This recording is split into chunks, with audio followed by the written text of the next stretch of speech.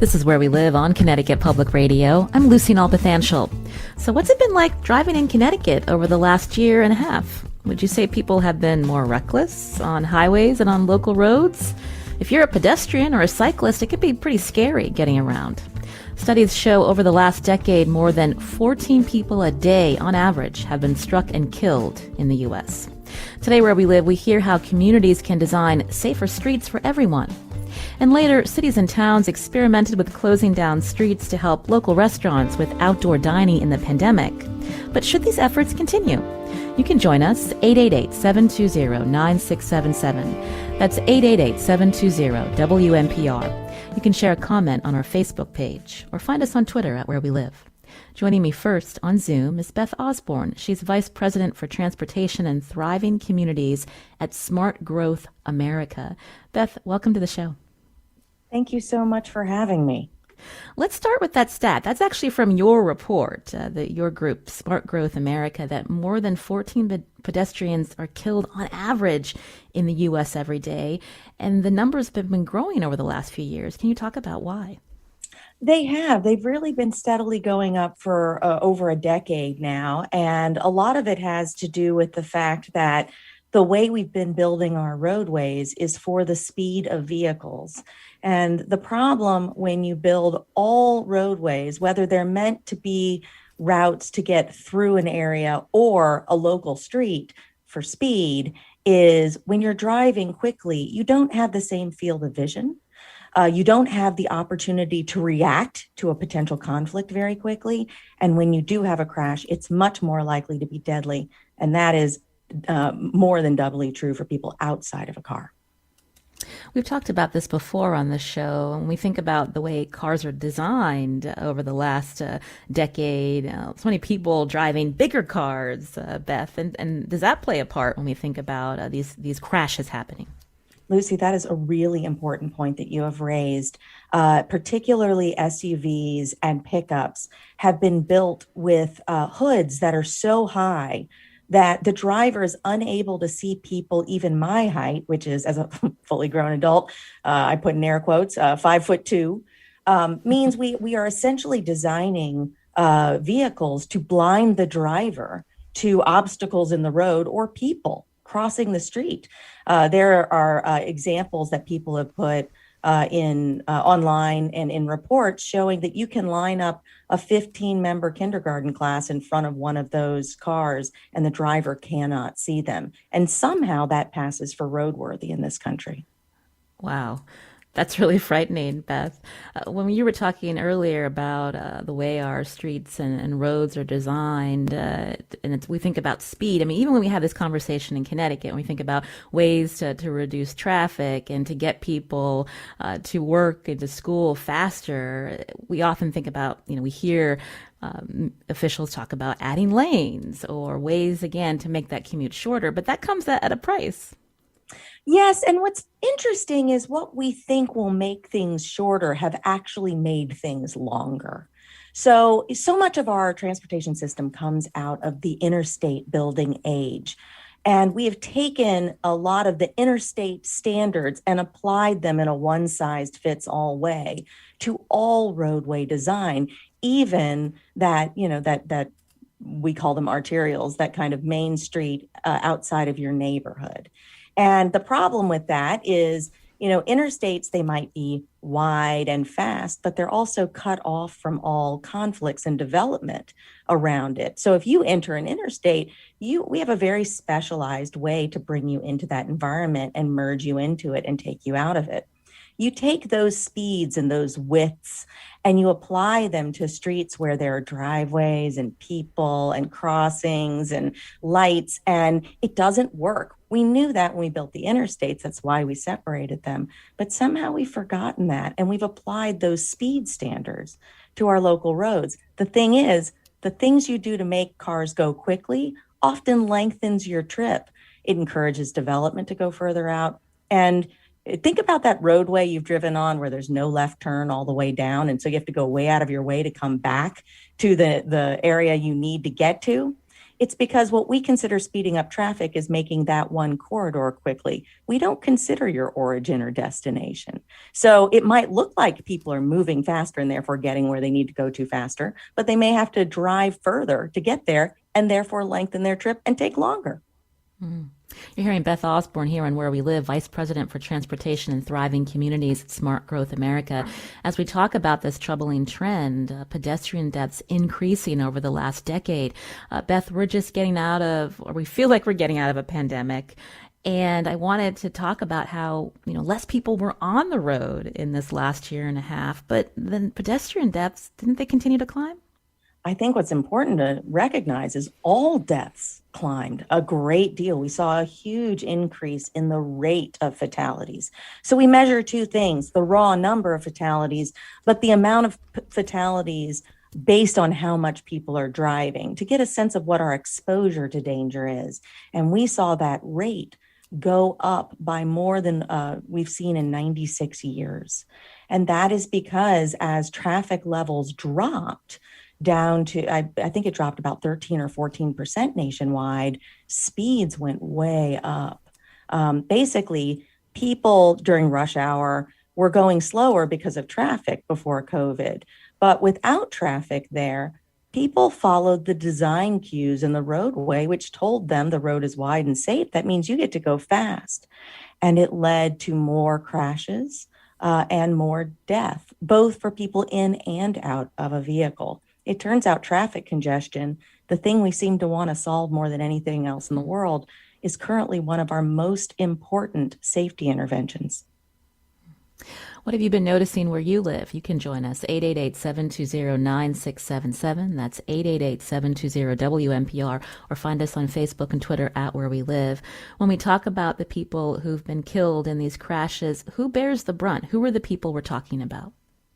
Yes, well, clearly it's people who aren't surrounded by a couple of tons of metal. So, and the people you tend to see out walking are people who don't have access to a vehicle. Now, in a place like where I live in Washington, D.C., you'll see all kinds of people out walking and biking. But in most of America, they don't have access to walkable areas that are built for people. And people who don't have access to a vehicle because they don't have the money, or maybe they're unable to drive a car, are often disabled, low income. They're usually people of color, or they're more often people of color. And so we see that the burden is not shared equally. Black Americans and Native Americans are substantially more at risk of being killed while walking. And I'll also say older adults, particularly when they get over 70, they're more frail and they don't move as fast. And so they're also more at risk. Your organization's report, again, titled Dangerous by Design, it came out with a strong statement. I wanted to read this. Our current approach to addressing the rising number of people struck and killed while walking has been a total failure. It needs to be reconsidered or dropped altogether. So talk more about that. The approach, we heard you say what hasn't been working, right? Making roads wider, thinking about making commutes shorter, ends up, people are speeding. We think about the way cars are designed. So what are some strategies that officials need to be thinking about and adopting now, Beth? Well, one thing is you don't just plunk bike pedestrian infrastructure on top of a highway. And that's the mistake we're referring to. I fear that our engineering community wants to have it all and not have to make trade-offs. But you do. You can't have a highway on every road. Some roads need to be locally serving so that people can get to the businesses they're trying to get to. And that creates that vibrant, walkable area that, frankly, people are willing to pay quite a lot to move into, both businesses and residents. And so we need to not think about bicyclists and pedestrians as an extra thing we try to squeeze into a highway, but an important and integral part of the roadway system. And therefore, we might need the motorists to drive more slowly. The other thing that we've messed up on repeatedly is we think we can create a little tiny program to fix safety problems in particular places. At the federal level, we spend about $2 billion a year on the Highway Safety Improvement Program, but we spend $25 billion a year on the National Highway Performance Program that really undercuts all of what we're doing in that $2 billion. And again, it's this notion that we'll just sneak bicyclists and pedestrians into the formula rather than truly designing for them. So the way you design for all users is you build a roadway recognizing that there are complexities in that roadway. It means there's going to be driveways and entrances to business. It means there's going to be parking on the side of the road. It means there's going to be people turning on and off and crossing your corridor. It means there's going to be people walking and biking. And when there's complexity, there needs to be deliberate movement of vehicles. That means they have to slow down so the driver can be aware of all of what's going on and make decisions thoughtfully and carefully.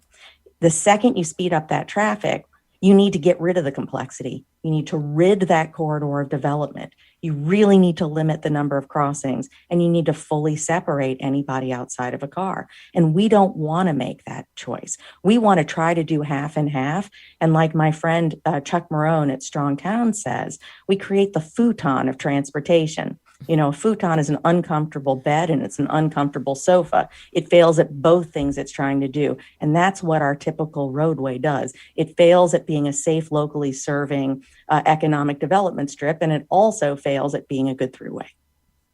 This is a great time to bring into the conversation a DOT official here in our state. On the phone with us is Garrett Eucalitto, Deputy Commissioner of the Connecticut State Department of Transportation. Garrett, welcome to our show. Thank you. Good morning. I have to ask, how do you respond to what Beth has shared, including the futon of transportation? I actually completely agree with what Beth has been saying this morning. When you drive in certain parts of our state where there is more activity, if you have narrower lanes, if you have amenities or facets of the street that make you drive slower, you're heightened attention when you're traveling. I live in New Haven. If I'm traveling in Upper State Street area where there's a lot of activity and you have the narrow lanes and you have a lot of commercial activity, I am consciously aware and being careful for pedestrians and bikers that may come out into the system with me. If you have a designed system that has wider roads, no crosswalks, you have this natural inclination to drive faster.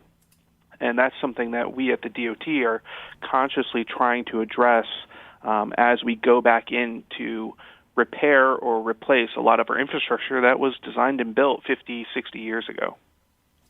When we started the conversation, we were talking about pedestrian deaths increasing. Looking at a report from the state DOT early this year, even in Connecticut over the last year, the state has averaged 58 pedestrian deaths annually. And in 2020, 65 people died after being struck. And so what have we seen now in 2021? And what are some strategies that DOT is putting in place? And how do you work with towns and cities on this? Yeah, 2021 is currently on the pedestrian level slightly better than 2020. Unfortunately, for all fatalities on roadways, 2021 is on track to be our deadliest year in the past 15 years or so, and that's completely unacceptable. So we are trying to create more partnerships here at the department. We have a new partnership with AARP, and I think some listeners may have seen some ads that we're doing to raise awareness about the risks that older and elderly pedestrians and bikers may face as they travel through our system, crossing through the crosswalks, navigating our sidewalks. It's trying to raise awareness for other drivers in our state to recognize the risks that elderly pedestrians face. We're also... Yep. Go ahead, Garrett. Okay. We're also trying to retrofit a lot of our intersections with new pedestrian signal crossheads, the walking person with the countdown clock, and trying to do something called leading pedestrian intervals, where the pedestrian will have a head start on the cars before their cars have a green light. So that way the pedestrians are actually in the crosswalk before the cars get a light and may turn preemptively into the path of a pedestrian.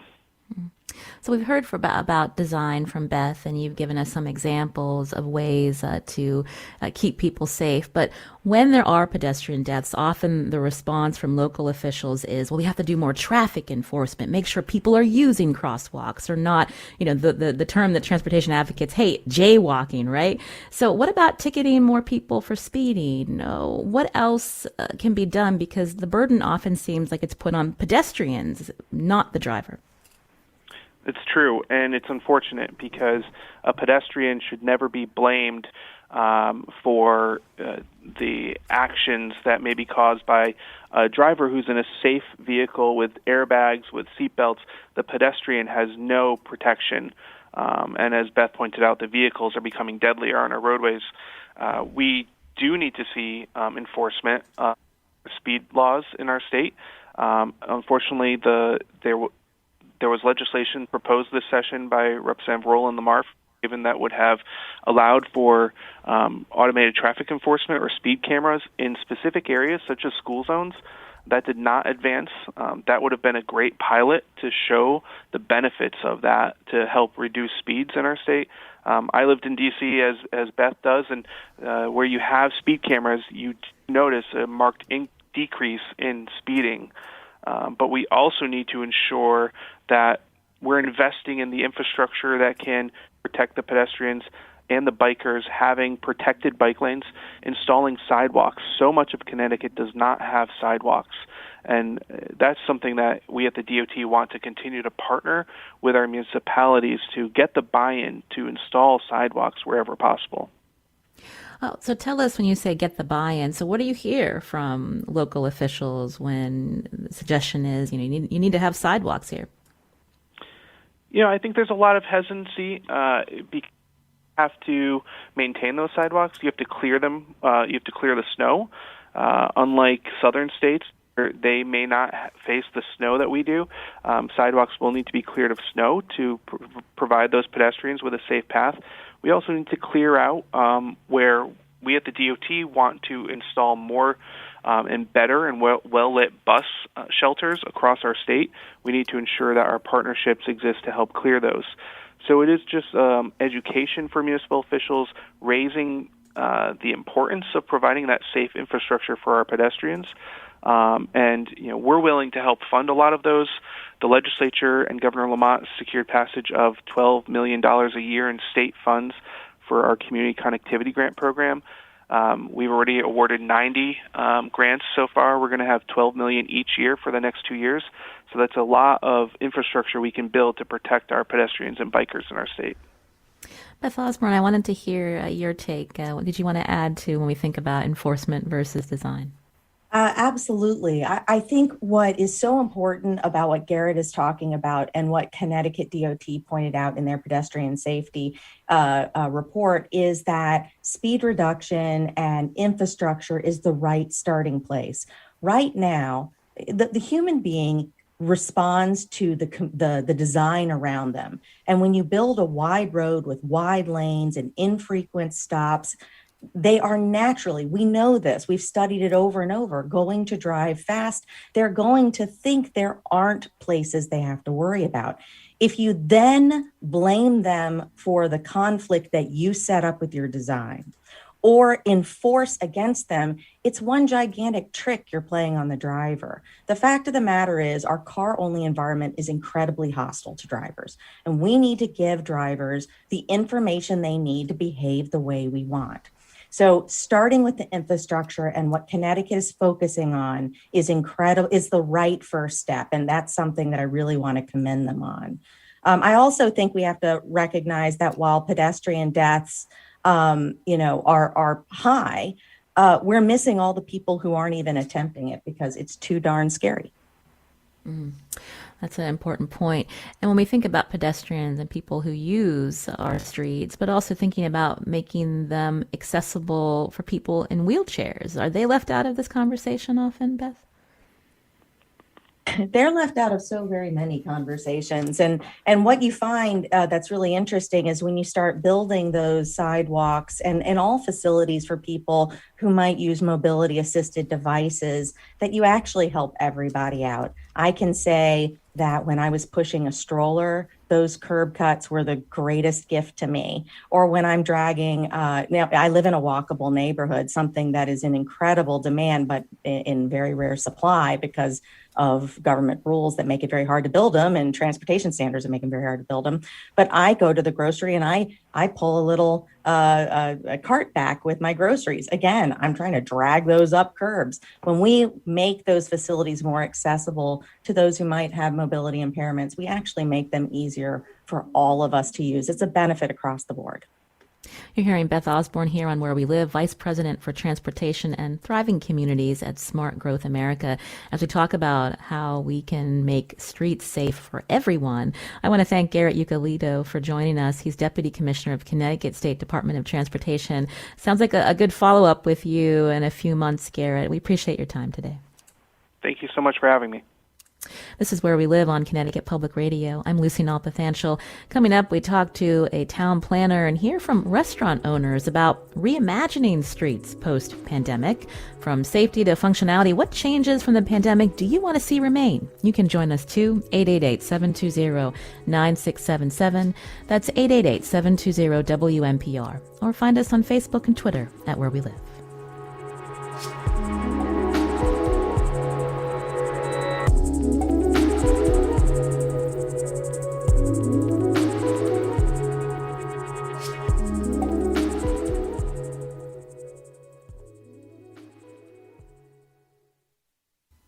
This is Where We Live on Connecticut Public Radio. I'm Lucy Nalpathanchel. On a previous show, we talked to New Haven, which has embraced complete streets. This means designing roadways for all users. We wanted to hear from other municipalities about their efforts and ways they've reimagined streets over the last year and a half in the pandemic. Joining us now on Zoom is Gary Anderson, Director of Planning and Economic Development for the town of Manchester. Gary, welcome to the show. Good morning, Lucy. Thanks for having me. Before we talk about COVID and dining and the changes you've made, I wanted you to respond to what we heard from Beth Osborne with this, really troubling data showing that pedestrian deaths continue to increase. And what have you seen in Manchester, Gary? Sure, thanks. Yeah, so we've obviously seen the things that Beth is talking about here locally. I'm sure pretty much every municipality has. Unfortunately, we have had a pedestrian death in recent years downtown, and we've worked hard as a community to try to figure out how to improve things for pedestrians and all users in the streets, as Beth was mentioning before. So we have kind of a near-term strategy and a long-term strategy. Near term, we're really looking at some of these pedestrian improvements that the DOT was talking about before, Garrett from the DOT. We're looking at installing some rapid flashing beacons downtown. So you may have seen those installed in other places in the state recently. Those are crosswalks that are accompanied by a button that pedestrians can push that actually flash as the pedestrian starts to cross in locations where there's not a traffic light. So that's one thing. There's a couple places in our downtown in particular that are really dangerous places to cross. And instead of enforcing that, as you mentioned before, in partnership with enforcing that, accommodating pedestrians to cross in those locations where it makes sense. So yeah, unfortunately, we've seen some of these issues that Beth is talking about, and I think like everywhere else, we're trying to address them. So let's talk about the changes you've made because of the pandemic. How did you see the streets change in the town of Manchester when we think about how to help businesses like restaurants? Sure. So we've seen things change pretty significantly, and these ideas are not new ideas, but I think they've kind of been turbocharged since the pandemic in some respects. Ideas of using on-street parking spaces for outdoor dining. I know we're going to talk to restaurants in a few minutes here, but that's really something that's become popular and something that planners have talked about for years. Making sure that we're reinforcing the idea that streets are shared spaces, as to Beth's point earlier. They're not just for vehicles; they're for all users, pedestrians, people that might be visiting a business like a restaurant, cyclists, et cetera. So in Manchester, we've accommodated outdoor dining, especially downtown on some of those on-street parking spaces. We've tried to make it easier for restaurants and other places to use the public space and get back to that idea that streets are really meant to be for all users, not just vehicles. When we think about putting tables and empty parking spaces, that makes sense, right? When, especially if a town or city closes down a particular street and people can park elsewhere and walk over. But when we think about accessibility issues, putting tables in front of restaurants in sidewalk areas, how that impacts all users when we think about people with mobility issues, Gary? Sure. Well, that really has to be, I mentioned we kind of have a near-term and long-term strategy. That really needs to be a long-term strategy. And, as a town, we're thinking about, how to make downtown and everywhere in Manchester accessible to everyone, no matter what mobility level they are, no matter what vehicle or whether they're pedestrian they're using. So we actually have a complete streets policy here as well.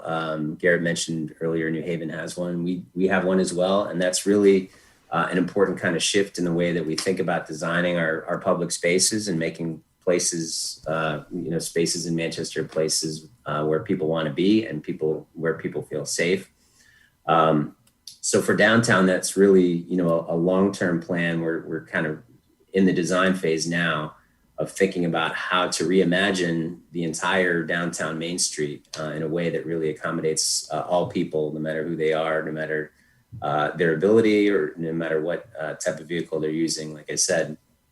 So that really incorporates everyone from pedestrians on the sidewalk.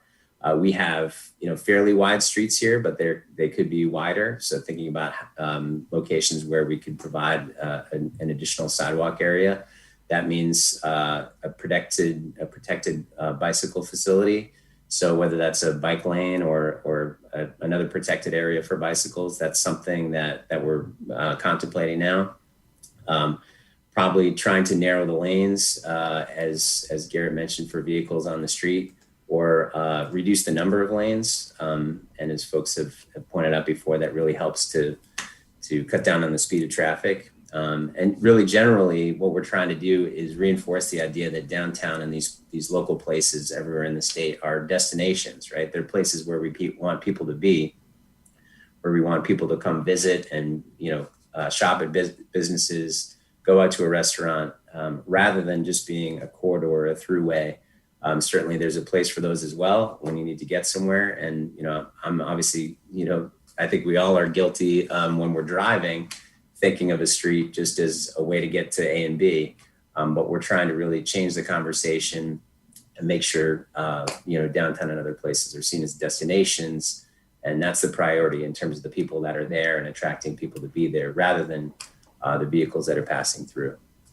You're hearing Gary Anderson, who's Director of Planning and Economic Development for the town of Manchester, Connecticut, as we talk about how towns and cities have reimagined their streets in this pandemic. Again, a lot of outdoor dining that has taken place. I know the governor having an executive order that gave areas more flexibility and permission to do that. I wanted to bring into the conversation actual restaurant owner, Michael Marchetti, who owns several restaurants in Fairfield County. Michael, welcome to our show. Good morning. Thank you. So tell us, you own several restaurants. What does it look like for you at Columbus Park in Stamford or Tarantino in Westport? How did you continue to operate in this pandemic with some of these changes? Well, it's been a rough road, to say the least.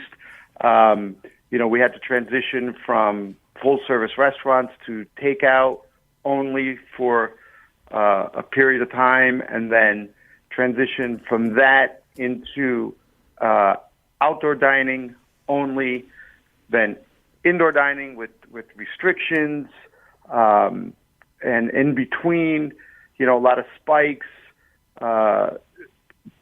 periods of great business to periods of no business again. But we saw last summer when we began outdoor dining that the potential to really grow the business was there. The three locations that I have only one had outdoor dining. That was the one in Stamford, Columbus Park. We had sidewalk dining. And it was something that the city had implemented probably going back 20 years. But our footprint was small. We probably had maybe 20 available seats. The other two locations did not have that ability. When the executive order from the governor went into effect, I converted a parking lot, my parking lot in my old Greenwich restaurant, to a dining room, and that community totally embraced being outside. They appreciated it, one, obviously because of the pandemic, but also just the beauty of alfresco dining.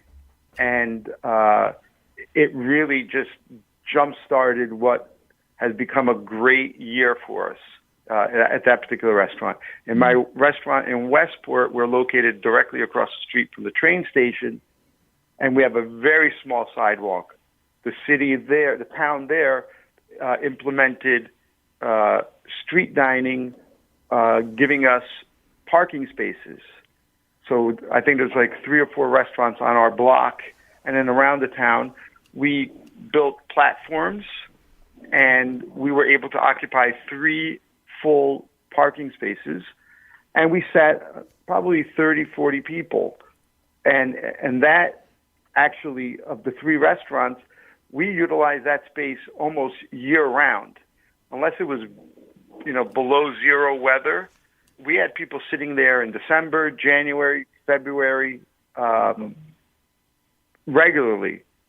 And then in Stamford, in the neighborhood that I am located, the city closed part of the road, so we were able to extend our patio from the sidewalk to the double yellow lines, giving us almost a full or plus size dining room. And it's been tremendous. In Stamford, we were already equipped for it because we did a lot of seasonal events over the summers, concerts, a lot of street closures. So we were ready for it. And the community here had already experienced outdoor dining. But Westport and Old Greenwich, it really transformed the restaurant scene, I believe. Well, it sounds great. And when we think about all the changes and helping restaurants with their bottom line in a very challenging year. So, Michael, what do you want to see from town and state officials going forward? I think this executive order extended temporarily. Is this something that you hope the state and towns embrace permanently? Well, again, in my situation, 3 restaurants, 3 different municipalities, 3 different set of laws. I would love to see, through the governor's executive orders or each individual town, extend the ability for restaurants to utilize public space, parking spaces. People travel differently nowadays. There's Uber and Lyfts and all that sort of stuff. A lot of communities are building more apartments in the downtowns so people could walk to restaurants. It's really becoming a very important facet of our industry. And always keeping in mind, I'm sure people are still going to be thinking about a pandemic way past this one, just the ability to be outside and feeling a little safer, not being indoors, at least for part of the year. Maybe feeling like they're in Europe, Michael?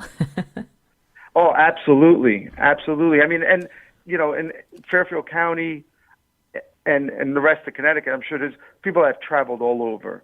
And if you go to Europe and a lot of other international cities, people are outside. When there's beautiful weather, they utilize every square inch of a piazza or, a sidewalk, or it's just the way things are. You just, it's expected almost. And things move along, and these are old, centuries old cities that were not built with 6 foot, 16 feet sidewalks. People manage, here we have all these resources, and we make accommodations for people with disabilities, any kind of situation. So I think we have the potential to really increase the experience of our dining scene, the city experience. The potential is there for sure. One more for you, Michael. What has been the pushback, if at all? Because a lot of people still drive and they want to be able to park close to where they're going out, and to not have that parking nearby, has it been a challenge in any of these places that you operate? No, again, in Westport and Old Greenwich, there's at night there's very little retail business that's open. So whatever parking spaces are dedicated to that are available for diners. So it's really not an issue. In Stamford, like a New Haven, like a Hartford, a big city, there's a lot of public garages. And again, people travel. The people that live in Fairfield County work in New York City. They travel to New York City. Parking in New York is not an easy task. So they're used to it. I think there's a demographics that will look and say, oh, I remember when in my town I could just drive in and park right in front of the store I was going to. Now it's changed. Change happens. People need to adjust. Parking will always be an issue, but I think people are adapting to new challenges. And you want to be out. You want to be at the hot restaurant, the hot bar. People will make do. Well, Micah Marchetti, we thank you for your flexibility today, and good to hear that you're doing well. Again, owner of several restaurants in Fairfield County, including Columbus Park and Stamford. Michael, thanks for your time today. Thank you. Thank you. This is Where We Live on Connecticut Public Radio. I'm Lucy Nalpathanchel. We're going to continue talking about how cities and towns have reimagined their streets, and we want to hear from you too. You can join us 888-720-9677 or find us on Facebook and Twitter at Where We Live.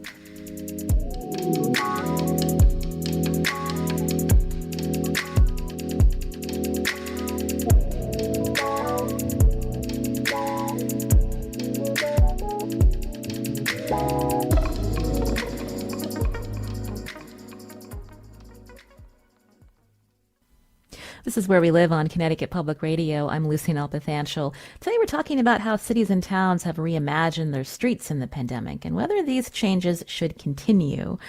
Joining us now on the phone is another restaurant owner in our state, Andres Gordito, co-owner of Somos Handcrafted Arepas in New Haven.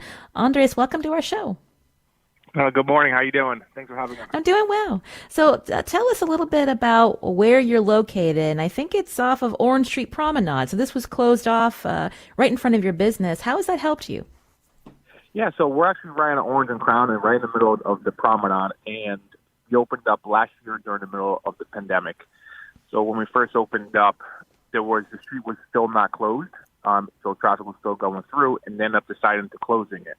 We've been hearing from retailers next door to us that they've been trying to do that for the past 5 years to close down the streets. So when we heard they were actually going to happen, we were super excited. So the street is fully closed. They have a nice walkway right down the middle of the street. We have tables and chairs all on each side of the street. And on the weekends, we have live music, live bands. We have a salsa studio actually comes in Friday nights, and they do salsa. They teach for the first half hour. They teach salsa dancing, and then you see about hundreds of people coming in and just dancing salsa for the next 3-4 hours. Yeah, that sounds great. What dining, energy! Yeah, it's been amazing energy. It's been helping us out too. Obviously, our first priority is to keep our customers safe, and for the town to close down the street just helped us out. Made people more comfortable coming out and enjoying the meal, enjoying time with friends, not being stuck at home, being able to do different things. And as you see, the previous guys speaking before me, in Europe and different cities across the United States and different cities across the world, eating outside is kind of like normal. Like we love eating outside. I used to love going to New York City and be like, oh, let's eat here because you can sit outside. We're not used to this. Now that the street is closed and some parts of New Haven are also closed, people are really enjoying it. They're really like, wow, let's just go here, enjoy. We can sit outside and have a nice meal. And what are you hearing from New Haven officials? Will these types of promenades continue, do you think, even after this pandemic's over? I believe so. Right now they're telling us they're going to keep our street closed until about October, November, until it starts getting cold. But supposedly next year and the following year they're going to keep doing it. We hope they keep doing it. I think it's something new and excited for people. So I think moving forward we should be, the officials should keep these streets closed. Well, Andres, it was good to hear from you. I can't believe you opened in the pandemic, but it sounds like things are going well. We appreciate your time today telling us your experience. Awesome. Thank you so much. Have a nice day. You too. Andres Cordito, again, co-owner of Somos Handcrafted Arepas in New Haven. Gary Anderson's still with us. He's the Director of Planning and Economic Development for the town of Manchester. Gary, what have you been hearing from your community about street closures and moving forward? Sure. I'm glad you asked that, actually. And that was really interesting to hear about what's happening in New Haven as well. We actually have tried a street closure as well here, which has been tremendously successful for the most part. We have a tiny little street off of Main Street called Purnell Place, and it's really become sort of the central area of downtown, the central area of activity, which is pretty neat and something kind of unexpected. But a local brewery called Urban Lodge Brewery opened there a few years ago. And there's a couple of restaurants on the street as well, Lucky Taco and Sukatai. And we were able to close the street temporarily last year through the health emergency throughout the season. And that really provided some additional space for people to be outdoors, to feel comfortable. This year, we've really expanded that. And we've partnered with a group called Rise Up Connecticut, who's a youth empowerment nonprofit. And we've hosted some events. There was one last night. Every Thursday in July, there's an event after work for people to come down, visit the brewery, listen to music. There's pop-up vendors. It's really just populating the street. Again, changing the street from something that was dominated 100% by vehicles previously, or almost 100%, to something now where there's no vehicles and there's hundreds of people. And I was really happy to hear from the restaurant owner that that's been good for their business. It's been good for most of the businesses here as well. And that's great to hear. After last year, we actually did a community survey to try to find out what people thought of that closure. And the support was just tremendous. For the closure of that street, about 85% of the people that responded, we had probably 400 respondents, something like that. 85% either liked or loved the closure of the street. And we also asked them about the dining and the parking spaces on Main Street. And about 83% either liked or loved that. So, that's really important for us to get feedback from the community on these things. And yes, we think they're good ideas and we're trying to respond to the needs of the restaurants. But it's really good to know the community's behind these as well. And we hope we can continue them moving forward. Beth Osborne is with us, Vice President for Transportation and Thriving Communities at Smart Growth America. So we heard about these changes happening in the pandemic to protect health, but also when we think about how there's an economic value of making room for pedestrians, Beth. That is such an important point, and I've really enjoyed hearing about these experiences from the restaurant owners. There's been a long-standing belief, and we read about this in the papers when we hear congestion reports and things like that, that if cars can go quickly, that's the best thing for our economy. But just think about it. If you're a business owner, is it better for you for the car to go by your storefront at 45 miles per hour or drive in slowly and see you and stop? What's really good for the economy is to have an environment that is vibrant, where you see people. And one of the greatest things I notice as I walk down roadways locally that have what we call streeteries, people sitting out having dinner, is I see a lot of excited people outside the restaurant. I see the food, I smell the food, and I automatically think, ooh, I have to try that place. Whereas if everything was shut behind a window, I wouldn't have that same reaction. So I think it's been a really exciting experience for us all, those who are customers and the business owners alike. And there were discussions about this before COVID, how to use what we call the curb better for all the different demands, from parking to parklets to restaurant seating and bike lanes. But COVID supercharged it and really got us to be experimental. And I hope going forward we try things out. It doesn't have to be a permanent change right off the bat. Let's go try things for a few months and get the feedback from the community that Gary's talking about, and use that feedback to create something really excellent. Oh, well, Robert called in earlier. He wasn't able to stay on to ask this question, but when we were talking with you, Beth, about making roads safe for everyone and streets safe. Robert suggested that we would benefit by having more single lane roundabouts that force drivers to slow. We talked about roundabouts a long time ago, but just talk about this type of, I guess, strategy for helping drivers get to where they need to be, but making sure that they're moving slowly as well. Yeah, roundabouts are an excellent thing to bring in. I think, unfortunately, sometimes the United States, our public works and departments of transportation over-engineer them. They don't let them be exactly what the caller was talking about, a place where the drivers slow down and look and interact. They try to dictate all actions at all points, and that doesn't work very well. But I can tell you, I've also gotten to travel a bit, and what was really interesting to me is I traveled to Iceland, and they connect their highways by roundabouts. And so even in higher speed environments, they're a very smooth transition. I saw trucks going through them. You don't have to maintain as many traffic lights. It's a great tool that's used all over the world. And somehow there's an attitude that Americans aren't up to the challenge, but I have faith.